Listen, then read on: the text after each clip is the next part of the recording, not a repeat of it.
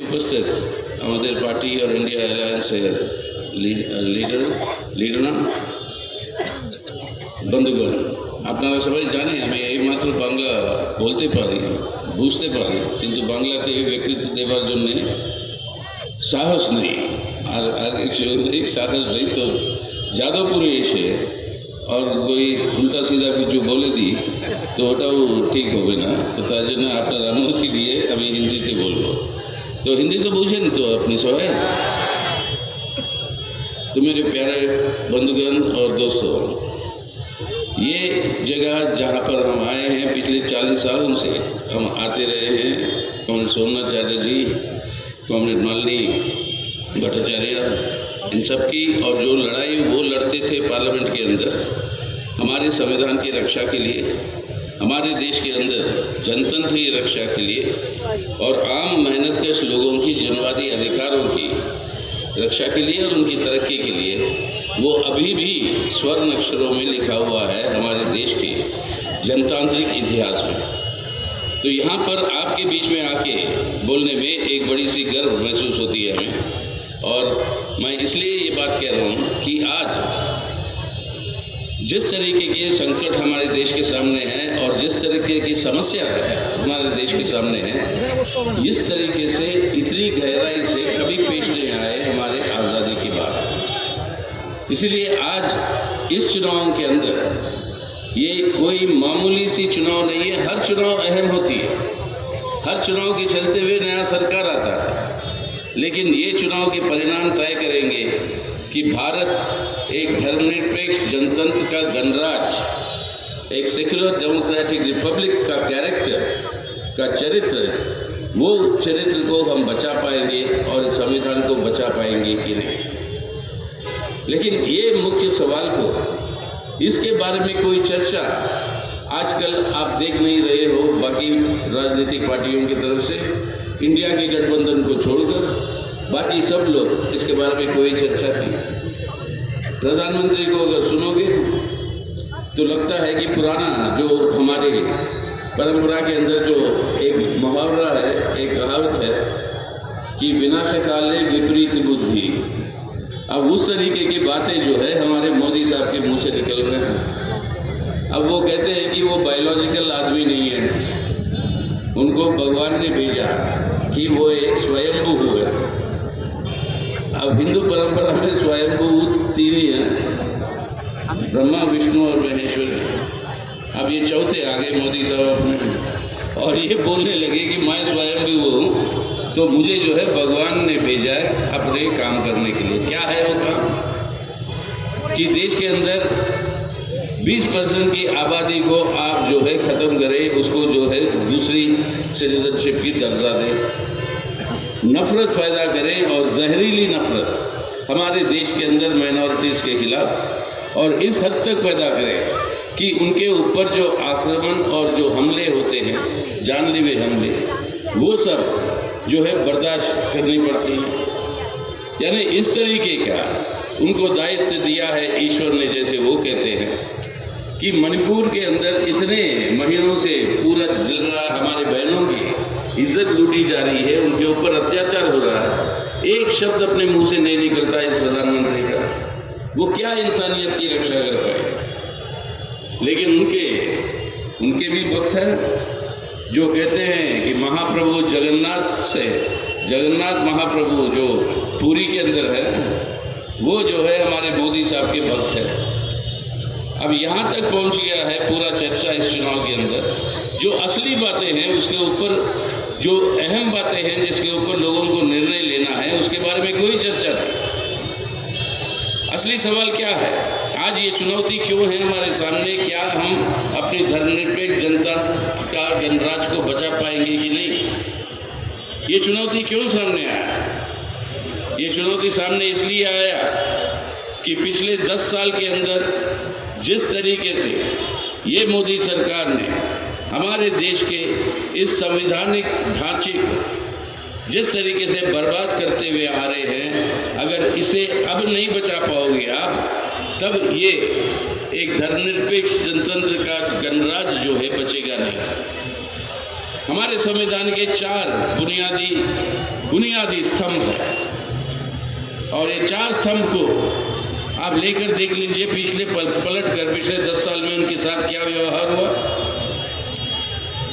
पहला स्तंभ है आपके देश के अंदर एक धर्मनिरपेक्ष जनतंत्र का, सेक्युलर डेमोक्रेसी। दूसरा स्तंभ है आपका economic self sovereignty, economic self sufficiency नहीं, आर्थिक आत्मसंप्रभुता। संप्रभुता का मतलब है देश का जनता देश की संपत्ति के मालिक है, कोई सरकार इस पर इसका मालिक नहीं है, ना कोई पूंजीपति इसका मालिक है। संविधान कहता है कि मालिक आप और हम और इस देश की आवाम। तीसरा मुख्य स्तंभ वो है सामाजिक न्याय, सोशल जस्टिस। और चौथा आपका फेडरलिज्म, केंद्र और राज्यों के बीच में जो संबंध और राज्य सरकारों के अधिकार। इन 4 स्तंभों के ऊपर आप पीछे पलटकर अगर आप देखेंगे तो इस 10 साल के अंदर बहुत ही गहरा हमला होते हुए आ रहा है। धर्मनिरपेक्षता का ही बात ले लीजिए, अभी हाल में दो हफ्ते में बौखलाहट हो या पता नहीं क्या है, हमारे प्रधानमंत्री के भाषणों से अगर यही हमें लगता है कि पहले 2 चरण वोटिंग जब खत्म हो गई, उसके बाद से जो भी प्रचार वो कर रहे थे, पहले प्रचार क्या था? मोदी की गारंटी।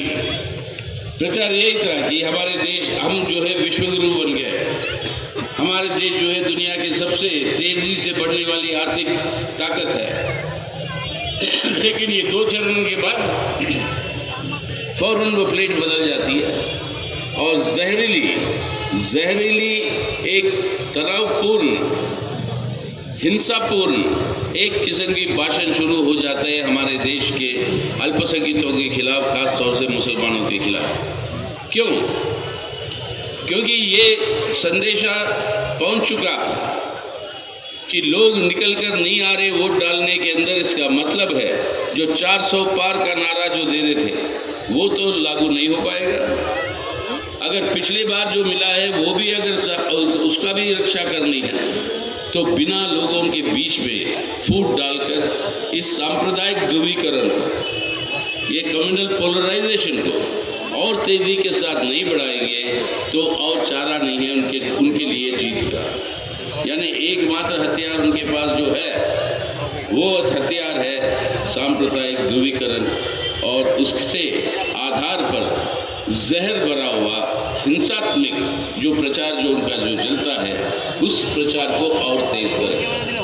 यही एकमात्र उनके पास हथियार बचा हुआ है और उसी हथियार का प्रयोग आज जो है पूरी तरीके से किया जा रहा है पूरे देश में।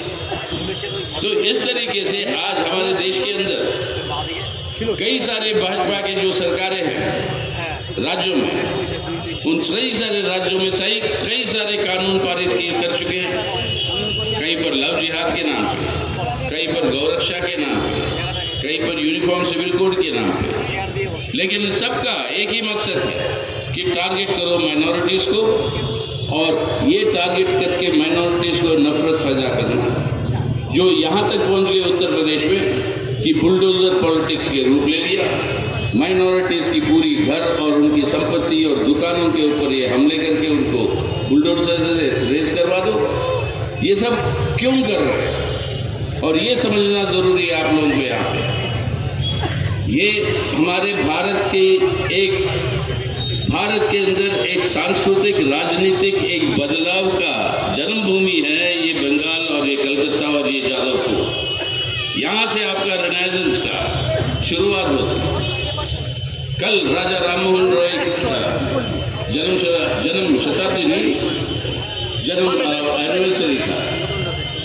जो एक राजा सती के खिलाफ जो प्रचार करके जो हासिल भी करता है, जो लाइब्रेरियाँ बनाता है मॉडर्न एजुकेशन के लिए, इस तरीके की परंपरा और रेनेसांस की जो माहौल जो बंगाल के अंदर है, इसका आज के दिन में इसको पुनः उद्धार करने की ज़रूरत है, वरना हमारे देश की परंपरा को हम नहीं बचा पाएंगे। कौन सी परंपरा? जो परंपरा आज ये नष्ट करना चाहते हैं, क्यों हो रहे ये हमले हमारे संविधान पे? ये हमले इसलिए हो रहे हैं कि वो बदलना चाहते हैं हमारा देश का चरित्र एक धर्मनिरपेक्ष जनतंत्र का गणराज्य सेकुलर डेमोक्रेटिक रिपब्लिक से एक बदलना चाहते हैं एक हिंसा भरी, एक जहरीली प्रचार के आधार पर एक फांसीवादी तानाशाही का हिंदुत्व राष्ट्र के अंदर बदलना है। अगर ये बदलना है जो उनका मकसद है, जो आरएसएस का डिक्लेयर्ड ऑब्जेक्टिव है, अगर इस रूप में बदलना है तो इस संविधान को ध्वस्त करना उनके लिए अनिवार्य हो जाता है। और जो इसको रोकना चाहते हैं, जो भारत को जैसे हम पहचानते हैं, उस भारत की बचत के लिए जो लड़ रहे हैं, उनके लिए ये अनिवार्य हो जाता है आज इस संविधान की रक्षा करना। तो ये हमारे देश के अंदर आज बैटल लाइन है। कौन है संविधान के रक्षक, कौन है संविधान को नष्ट करने वाले? और ये चुनाव तय करेगा, इस चुनाव के नतीजे तय करेंगे कौन जीतेगा कौन हारेगा। तो ये सिर्फ धर्मनिरपेक्षता पे ही नहीं, ये हमले जनतंत्र पर देखिए। आज जनतंत्र के नाम से आज सैकड़ों लोग जो है आज आपके जेल में पड़े हुए हैं, जिनके ऊपर उनका अपराध क्या है, क्राइम क्या है, वो क्राइम का चार्जशीट भी अभी तक उन लोगों को दिया नहीं गया। 6-6 साल से 7-7 साल से वो जेल में पड़े। अभी तक कानून का मतलब क्या था? देश के अंदर न्याय का मतलब क्या था? न्याय का मतलब ये है और ये था, लेकिन आज उसको बिगाड़ा जा रहा है, लेकिन ये होनी चाहिए। न्याय का मतलब ये है कि अगर मेरे ऊपर कोई आरोप लगेगा, मैं जब तक निर्दोष हूं, जब तक ये आरोप साबित होकर मुझे एक क्रिमिनल के रूप में साबित नहीं करता, अगर मेरे को अपराधी के रूप में साबित नहीं करता, तब तक मैं निर्दोष हूं। अब मोदी सरकार के अंदर हुआ क्या? न्याय का मतलब क्या है कि मैं अपराधी हूं जब तक मैं खुद साबित करूं कि मैं निर्दोष हूं। यानी साबित करने का कि मैं निर्दोष हूं वो मेरे ऊपर, कानून के ऊपर नहीं, पुलिस के ऊपर नहीं, कोर्ट कचहरी के ऊपर नहीं। और क्योंकि चार्जशीट भी दिया नहीं, मैं अपने आप को साबित नहीं कर सकता, तो इसलिए जेल में पड़े रहे। यह है जनतंत्र की हालत आज देश में। और कई सारे हमारे पत्रकार जो सरकार के विरोध में कुछ बात कही, बहुत सारे हमारे इंटेलेक्चुअल जिसको अर्बन नक्सल के नाम से उनको जो है जेल के अंदर डाला गया, आज भी पड़े हुए हैं। एक फादर का वहाँ पे मौत भी हो जाती पर बेचारे हमारे फादर स्टैन का। लेकिन ये हालत जनतंत्र को कुचलने का, यानी आपके सेकुलर डेमोक्रेसी को कुचलने का। और साथ ही साथ दूसरा स्तंभ की हालत आप देख लीजिए। जो दूसरा स्तंभ है आपका इकोनॉमिक सॉवरेनिटी का, आज हालत क्या है देश का? कोई क्षेत्र नहीं बचा आज देश के अंदर जिसकी लूट नहीं हो रही है। ना सिर्फ पब्लिक सेक्टर, कोई भी संसाधन हमारे देश के अंदर, आपके कोई भी संसाधन जो अपने जमीन के नीचे है, कोयला है,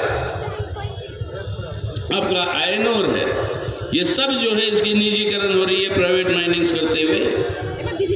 और इसके चलते हुए हमारे देश के अंदर कितने फॉरेस्ट कवर रहा, उसको डिस्ट्रॉय किए जा रहे हैं, क्योंकि ये प्राइवेट माइनिंग को प्रोत्साहन देना चाहते हैं ताकि अपने मित्रों के लिए मुनाफा बनाने के लिए फायदा हो, देश के और विदेशी। और इसके चलते हुए क्लाइमेट चेंज के ऊपर असर कैसे पड़ रहा? यहाँ पर आपका हीट वेव, आज 2 लोग मर गए बहुत सारे हेवी रेन्स की वजह से केरल में। वहाँ पे ऑरेंज अलर्ट दिया हुआ है दक्षिण में आपके हेवी रेन्स और फ्लड्स का। एक जगह पे फ्लड्स, एक जगह पे हीट वेव, दूसरे जगह से आपके ग्लेशियर्स की मेल्टिंग। यानी इसका असर जो सबसे बड़ा पड़ रहा है हमारे देश के गरीब लोगों के ऊपर और खास तौर से हमारे किसानों के ऊपर। लेकिन इसकी कोई परवाह नहीं। लूट मचाने के लिए, मुनाफा बढ़ाने के लिए अपने कानूनों को भी बदल दें। लेकिन ये जो लूट मची हुई है देश की आर्थिक संप्रभुता का, उस लूट के अंदर हुआ क्या? इस 10 साल के अंदर 22 लोग 22 खरबपति का जन्म हुआ मोदी साहब की नीतियों के चलते। खरबपति यानी 1000 करोड़ से ज़्यादा संपत्ति, और उनके हाथ में कितना संपत्ति है? देश के 70% जनता, 70% यानी 1 करोड़ लोगों के करीब उनके हाथ में जो संपत्ति है उसके बराबर इस 22 लोगों के हाथ में। ये है हमारे देश के अंदर आर्थिक असमानता। 2 भारत का निर्माण कर रहा है मोदी।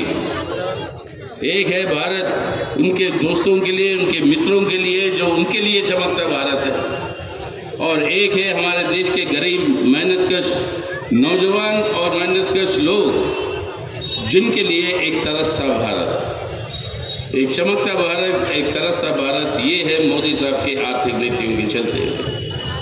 और ये मुनाफे यहाँ तक बंद नहीं हुए। कल अखबार में देखा होगा किस तरीके से अदानी साहब, हमारे प्रधानमंत्री के बहुत बड़े दोस्त, उन्होंने किस तरीके से लोग ग्रेड के कोल का इंपोर्ट किया, हाई ग्रेड दिखाया, दाम बढ़ाया और लाखों करोड़ों रुपए के मुनाफे बना लिए। इसके ऊपर कोई ईडी सीबीआई जाती नहीं है, लेकिन ये है हमारे देश के अंदर लूट मची हुई है। और सबसे बड़ी बात, इस 10 सालों के अंदर मोदी साहब ने 16 लाख करोड़ रुपए, 16 लाख करोड़, यानी 16 के बाद 12 शून्य जोड़िए, 16 लाख करोड़ रुपए के कर्जा जो लिया था, कर्जे जो लिए थे, देश के बड़े बड़े पूंजीपति जो मोदी साहब के मित्र हैं, वो सब कर्जे माफ कर रहे हैं। 16 लाख करोड़ रुपए के कर्जे। अगर ये पैसा इस्तेमाल होता जनता के लिए, लोगों के लिए, सबको शिक्षा हम दे सकते थे, सबको स्वास्थ्य हम दे सकते थे, एक नया भारत हम बना सकते थे, हमारा भटकता हुआ नौजवान को रोजगार, स्वास्थ्य और शिक्षा दे सकते थे। नहीं, लेकिन ये लूट मची हुई है। उल्टा हमारे किसान जब वो चाहते हैं कि उनके 20,000, 30,000 का जो कर्जा अन्नदाता है जो हमें खिलाकर जिंदा रखते हैं, जब वो उनको जो है वो अपनी कर्जा माफ़ी के लिए कहते हैं, तब मोदी साहब और मोदी सरकार कहते हैं कि पैसे नहीं है। अब ऐसी हालत में आज देश का लूट जो मची हुई है, इसके चलते हुए हालत क्या है लोगों की? सबसे ज़्यादा बेरोजगारी देश में 42%, 42% हमारे देश के अंदर ग्रेजुएट्स अनएम्प्लॉयड है। आज ग्रेजुएट्स हमारे देश के अंदर पिछले 10 साल में रियल वेजेस, जो वेतन है मजदूरों की, वो सही नाम से, अगर आप महंगाई को हटाकर देखें, वो सही नाम से पिछले 10 साल में वो बढ़ा ही नहीं, वो एकदम स्थगित है, स्टैग्नेंट है। बेरोजगारी बढ़ रही है, वेतन स्टैग्नेंट है, महंगाई बढ़ रही है। इसका रिजल्ट क्या है? 90% हमारे देश के अंदर ऐसे परिवार हैं जो जिंदा रहने के लिए उनको उधार लेना पड़ता है। आज़ादी के बाद सबसे नीचे स्तर पर गिरी हुई है हमारे हाउस होल्ड सेविंग्स, घरेलू बचत सबसे नीचे स्तर पर, और सबसे ऊंचे स्तर पर है घरेलू कर्जा, यानी हाउस होल्ड इंडेटेडनेस। यानी इस तरीके से लोग जो है तरस रहे हैं अपने जिंदा रहने के लिए। तो ये जो लूट जो मची हुई है देश की, हमारी आर्थिक संप्रभुता दूसरा स्तंभ जो है वो बर्बाद होगा। और साथ ही साथ भ्रष्टाचार। अब ये इलेक्ट्रल बॉन्ड्स का जब ये केस आया था पार्लियामेंट में, जब था मैं, जब उस समय वो बहस में हम जब कह रहे थे कि ये लीगलाइजेशन है पॉलिटिकल करप्शन का, आपने जो है इसको कानूनी दर्जा दे दिया राजनीतिक भ्रष्टाचार का। और हमने ना सिर्फ विरोध किया, उसके खिलाफ वोट डाला, और वोट राज्यसभा में अमेंडमेंट्स हम जीत गए, वो लोकसभा में ले जाके उनके मेजॉरिटी से पारित करवा के उसको कानून बना दिया। तभी से हमने डिक्लेयर कर दिया कि मार्क्सवादी communist party CPIM erectile bond से 1 पैसा लेगी नहीं, क्योंकि ये राजनीतिक भ्रष्टाचार है। और आज तक एकमात्र पॉलिटिकल पार्टी जो 1 पैसा नहीं लिया इलेक्ट्रल बॉन्ड से, वो है आपके CPR। इसलिए सुप्रीम कोर्ट ने हमारी पिटीशन को स्वीकार किया कि सिर्फ आप ही के पास ये लोकल स्टैंड है क्योंकि आपने इलेक्ट्रल बॉन्ड्स का पैसा नहीं लिया। लेकिन ये पूरा अनकॉन्स्टिट्यूशनल ठहराते हुए सुप्रीम कोर्ट ने उसके पूरे के पूरे कांड के ऊपर से निकला क्या? देश के अंदर आज एक माफिया स्टाइल सरकार चल रही है। क्या दिखाया है इसे? 3 तरीके जो मोदी सरकार ने अपनाए हैं पैसे बनाने के लिए, ये भ्रष्टाचार करने के लिए। पहला तरीका, आप कंपनियों के मालिक को बुलाओ और बोलो इलेक्ट्रल बॉन्ड्स खरीदो और बीजेपी को जमा करो, नहीं तो IT या ED या CBI तुम्हारे पीछे आएगी, तुम अरेस्ट हो जाओगे। ऐसे हजारों करोड़ रुपए कई सारे मालिक दिए उनको। दूसरा तरीका, जिनके ऊपर ऑलरेडी कुछ केस है उनको बुलाकर बोलो अगर इस केस से बचना चाहते हो तुम इलेक्ट्रल बॉन्ड्स खरीदो और बीजेपी के दो, तब जो है आपके ऊपर जो केसेस है उसको हम रद्द कर देंगे। यानी अपराधी को बख्श देने का भी काम किया पैसे बनाने के लिए। और तीसरा तरीका, सबसे खतरनाक तरीका, और वो तरीका क्या निकला कि ऐसे कंपनियां हैं जो हर साल दिखाते अपने बैलेंस शीट में कि वो नुकसान में है, कोई प्रॉफिट नहीं बना रहे, कोई मुनाफा नहीं बना रहे, वो नुकसान में है, लेकिन वो खरीद कर देते हैं हजारों करोड़ों रुपए के इलेक्ट्रल बॉन्ड बीजेपी को। ये पैसा आया कहाँ से? ये किसका पैसा है? ये पैसा है मनी लॉन्ड्रिंग जो कहते हो आप, ये है काला धन, ब्लैक मनी को वापस इस माध्यम से वाइट मनी बनाकर वो जो है आप वापस ले आ रहे हो इकोनॉमी में। काला धन को खत्म करने का वादा था मोदी का, उल्टा आज काला धन को प्रोत्साहन दे रहा है। लेकिन इससे भी खतरनाक बात, ये विदेशी पैसा भी हो सकता है।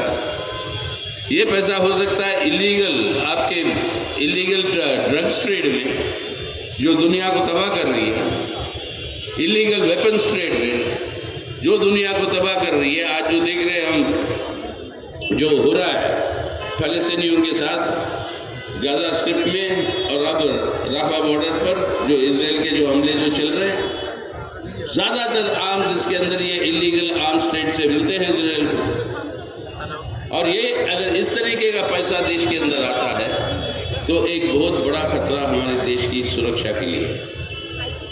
तो अब ऐसी परिस्थिति में देश के अंदर हमारे बुनियादी स्तंभों को ध्वस्त करने की जगह संविधान का, सामाजिक न्याय और फेडरलिज्म पे ज़्यादा अब विवरण तो दे सकता हूँ मैं, लेकिन टाइम बहुत लगेगा, उसकी ज़रूरत नहीं है आप सबके लिए, आप सब तो जानकारी है उसके बारे में। लेकिन इसी के साथ साथ हर संस्था जो है हमारे देश की, जो संविधान ने स्थापना किया जिसका, उसको भी निशाना बनाकर कमजोर कर रहे हैं। पहला हो गया आपका पार्लियामेंट। कई साल पार्लियामेंट के अंदर रहा मैं, कभी ये नहीं सुना कि 150 MP सस्पेंड हो जाते हैं, सस्पेंड कर दिए जाते हैं और तब कानून बनाते हैं मोदी सरकार। MPs को सस्पेंड करना, बहस ना होने देना, 11 मिनट में 22 कानून बना लेना वॉइस वोट के थ्रू, इस तरीके से पार्लियामेंट की अहमियत क्यों ही खत्म कर। और आप लोग समझिए, पढ़े लिखे हैं और थोड़े समझदार भी, हमारे संविधान कहता है कि एक है एग्जीक्यूटिव जो सरकार, एक है लेजिस्लेचर जो पार्लियामेंट, तीसरा है जुडिशरी जो अपने कोर्ट का। अब क्या हो रहा है, पार्लियामेंट का उद्घाटन करना है तो प्रधानमंत्री आते हैं एग्जीक्यूटिव, पार्लियामेंट के हेड है प्रेसिडेंट ऑफ इंडिया, वो नहीं आते, उद्घाटन होता है प्रधानमंत्री से जो एग्जीक्यूटिव कानून बनाने के लिए सिफारिश देता है सुप्रीम कोर्ट, जैसे इलेक्शन कमीशन बोला कि चीफ जस्टिस को भी वहाँ पे रहना चाहिए पैनल के मेंबर, उसको कानून बनाकर हटा देती है मोदी सरकार पार्लियामेंट में। और सुप्रीम कोर्ट के लिए संदेशा ये है कि एग्जीक्यूटिव सुप्रीम, यानी जुडिशरी से भी सुप्रीम एग्जीक्यूटिव, पार्लियामेंट से भी सुप्रीम एग्जीक्यूटिव, यानी ये जो लेजिस्लेचर, एग्जीक्यूटिव और जुडिशरी का इक्वल पावर्स की बात जो संविधान कहता है वो सब को ध्वस्त करिए जा रहा है। तो आज पार्लियामेंट को ध्वस्त करना, जुडिशरी पे दबाव और इलेक्शन कमीशन को देखिएगा। अब ये अद्भुत बात है, ये बताइए, इलेक्शन कमीशन कहती है कि अगर मैं बता दूं कि कितने लोग वोट डालें एक कॉन्स्टिट्यूंसी में, उसका एक बहुत खतरनाक परिणाम हो सकता है, उसका बहुत बड़ा डेंजर हो सकता है। अरे वोट डाला हम लोगों ने या वोट डालेंगे हम लोग, अब अपने को नहीं बताएंगे कितने लोगों ने वोट डाला। अब नहीं बताएंगे क्यों? क्योंकि आखिरी मिनट में काउंटिंग में जब पता चला कि आप हार रहे हो 10,000 वोट से, 12,000 वोट से, तो वोटों की संख्या बढ़ा लो। आप जो है जिसको जितवाना है जितवा लो। वो हुआ बिहार के असेंबली इलेक्शन में। इसलिए खुलेआम ये वोट का भी लूट हो रहा। ये नियम था कि 2019 के चुनाव तक 24 घंटे के अंदर या 36 घंटे के अंदर हर कॉन्स्टिट्यूएंसी में जितना वोट पोल हुआ है वो पब्लिक होता था। अब आज सुप्रीम कोर्ट ने कहा, सुप्रीम कोर्ट के सामने कहा इलेक्शन कमीशन, वो पब्लिक करने से डेमोक्रेसी को खतरा है। अब ये है असलियत मोदी साहब का नारा 400 पार।